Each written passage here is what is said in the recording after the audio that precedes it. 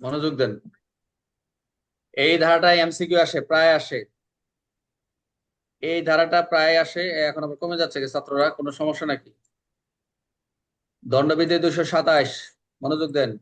দণ্ডবিধি 227 পেনাল কোডের violation of remission of condition, শাস্তির মওকুফের শর্ত ভঙ্গ করা কে করবে? কার শাস্তি মওকুফ করবে? আসামি।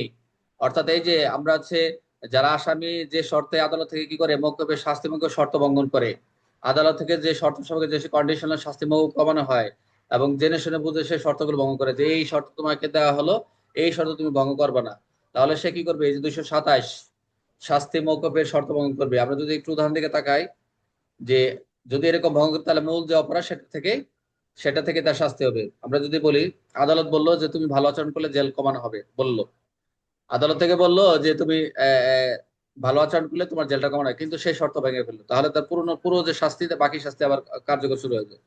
একজন আসামি বললো 5 বছরের শাস্তি কমিয়ে 2 বছর করা হলো, কিন্তু শর্ত ছিল ভালো আচরণ করতে হবে। এটাই একজন আসামিকে যখন শর্ত দিল যে আপনাকে ভালো আচরণ করতে হবে, আপনার শাস্তি 2 বছর কমা যায়, কিন্তু ভালো আচরণ করতে হবে, সে শর্ত ভেঙে বললো, তাহলে এখন শর্ত ভেঙে গেলে সে শাস্তি আবার পুরো শাস্তি ভোগ করতে হবে।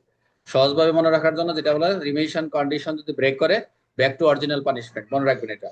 রিমিশন কন্ডিশন ব্রেক, অর্থাৎ কন্ডিশন দেওয়া হয়েছে যে আপনাকে কমানো হবে, রিমিশন, রিমিট করা হবে, রিমিডি করা হবে বা রিমিশন।